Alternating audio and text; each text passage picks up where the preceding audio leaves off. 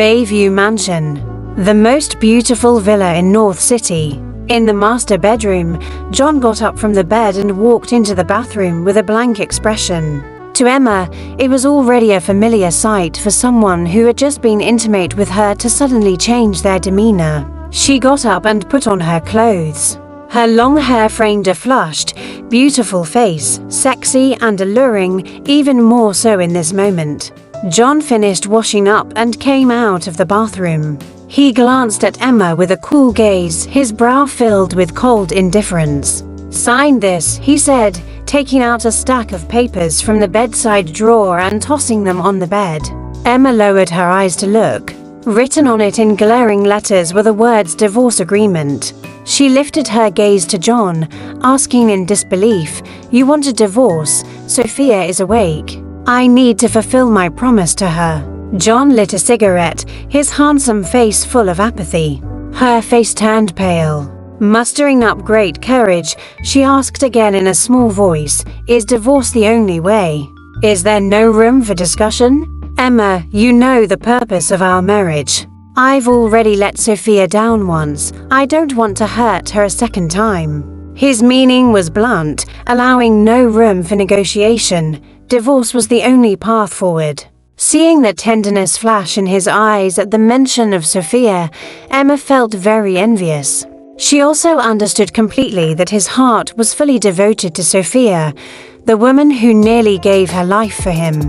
In comparison, she was nothing. Her gaze turned dull and calm. After contemplating for several seconds, a single word escaped her lips. "Okay." The woman's calm tone made John furrow his brow slightly, but it disappeared after just half a second. He said, "You can make a request. As long as it's not excessive, I can agree to it." Emma raised her head, her expression cold, but her eyes still gentle. "I only have one request." "Name it." "After the divorce, let's never see each other again." Her eyes were filled with determination. John's dark eyes turned murky. In a low voice, he asked, "Emma, are you throwing a tantrum?" Emma gave a light laugh. "Of course not. Why would you think that?" She meant it sincerely, without any hint of pettiness. But John clearly didn't believe her. His brows furrowed, a layer of darkness flashing through his black eyes. He narrowed his gaze. "I'm allowing you to make a request, not to use it to throw a fit. Never see each other again? Don't you think that's a bit childish? She didn't think so.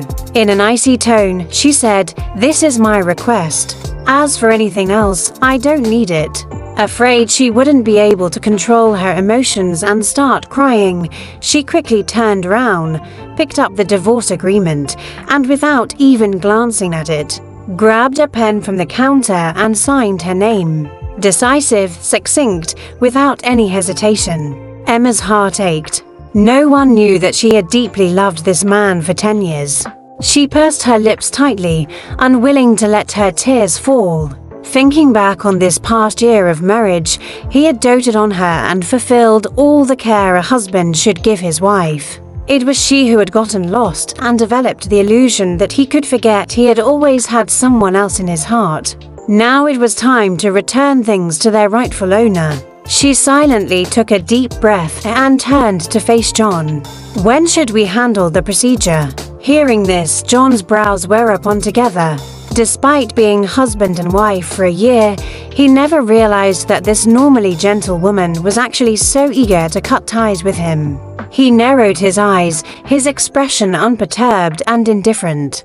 "You're in a rush, and you know very well that never seeing each other again is impossible. Grandfather and the Lockhart family all dote on you so much. Could you really bear to cut ties with them too? John, you're the one who brought up divorce." She sighed in exasperation, but still tried to argue weakly.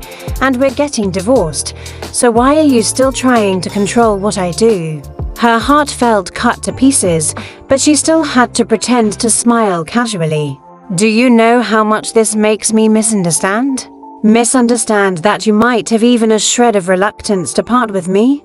She didn't dare meet his gaze directly. With a smile, she asked, "Or is it that you don't love Sophia, but have fallen in love with me instead?" John's pupils constricted, a dark look crossing his face. The two of them locked gazes in silence for a moment before his low voice responded, "Emma, I don't like this kind of joke." Loving her could only be a joke. Emma's expression froze slightly. "Sorry." The man looked at this consistently obedient, gentle, understanding woman. For some unknown reason, a hint of inexplicable emotion flashed through his heart. Just then, Emma's cell phone suddenly rang. She quickly picked it up. Seeing the name displayed on the screen, a look of panic flitted through her eyes, disappearing quickly, but John still caught it. She hesitated. His deep voice asked, not going to answer. She nodded and pressed the connect button. "Hello, Emma, the results are back. There's nothing wrong with your body." There was a pause on the other end. "But you're pregnant, over 2 months along already. The baby is developing well. Do you want to keep it?" The crisp, enunciated words slowly sounded in her ear. Her eyes went blank, her face turning deathly pale as her whole body stiffened. She was actually pregnant. She didn't respond, only subconsciously glancing at the man standing in front of her, unsure if he had overheard at this close distance. Seeing her reaction, John asked with some concern, "What happened?" The person on the phone also heard and exclaimed in shock, "John is with you right now. I understand. If there's nothing else, I'm going to hang up first." She hastily ended the call in a fluster. John's gaze never left her for a moment. Seeing her poor complexion, he questioned, "Emma, tell me, what's the matter that has you so flustered?" John's gaze never left her for a moment. Seeing her poor complexion, he questioned, "Emma, tell me, what's the matter that has you so flustered?" She shook her head, her heart filled with agony. "What good would telling you do? We're getting divorced anyway. It's not like you'd continue this marriage for the sake of a child." No, she didn't want that. She had already been humble enough. She didn't want to use a child to tie him down, or she'd lose her last shred of dignity. Suppressing her inner turmoil, she replied calmly, "It's nothing. Just a work issue came up unexpectedly. I can handle it myself." John didn't expose her abnormal behavior, only examining her with a cool, appraising gaze. Emma forced a stiff smile, suddenly remembering something. "I need to make a trip to the office. Let me know once you've decided on a date to file the paperwork." Then, without waiting for his response, she fled Bayview Mansion at top speed. In that instant, the bitterness welling up in her heart surged forth like a tidal wave. Tears slid down from the corners of her eyes. The memories of the past made her heart ache to the point of near suffocation. He clearly never intended for this marriage to last from the very beginning, so why treat her so well? He could rationally and clear-headedly extricate himself, but what about her? Emma raised a hand to her stomach, murmuring softly, "Baby, you shouldn't have come at a time like this. Mommy really doesn't know what to do." This child was unexpected. Because that night had been utter madness, he had drunkenly held her, repeatedly mumbling a name under his breath. "Sophie, Sophie." She had refused, but was no match for an inebriated man. Afterwards, she was left with nothing but endless shame and inner torment. But uniquely, she forgot to take contraception. Emma drove to the architecture and design firm she had founded together with her friend Mike. Recently, an issue had arisen with one of their design drafts. It was reported for suspected plagiarism. She needed to handle this matter thoroughly, otherwise the consequences would be unthinkable. Arriving at the office, Mike saw how weak and unwell she looked. With concern, he asked, "Emma, what's wrong? Are you okay?" She shook her head. "It's nothing," was all she said. Glancing at the time, she asked, "What did Concord say?" Concord Properties was the partner company for the problematic design draft. "They want us to provide a reasonable explanation, otherwise they will sue." "What time is the meeting? Should we head over now?" "All right," Mike nodded. As they walked out together, he handed her a sheet of paper. "Someone offered an astronomical price to commission you to design a piece of diamond jewelry. Emma took the paper and skimmed it lightly.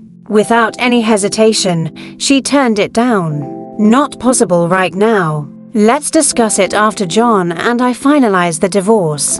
"You and John are getting divorced?" "Yes, he proposed it." Pain flashed through her eyes. In a dull voice, she said, "Yes, the love of his life woke up. He wants to marry her." Mike's brows furrowed deeply, his face turning extremely heavy. In a low voice, he said, "Emma, why do you have to hurt yourself like this? A year ago, you shouldn't have."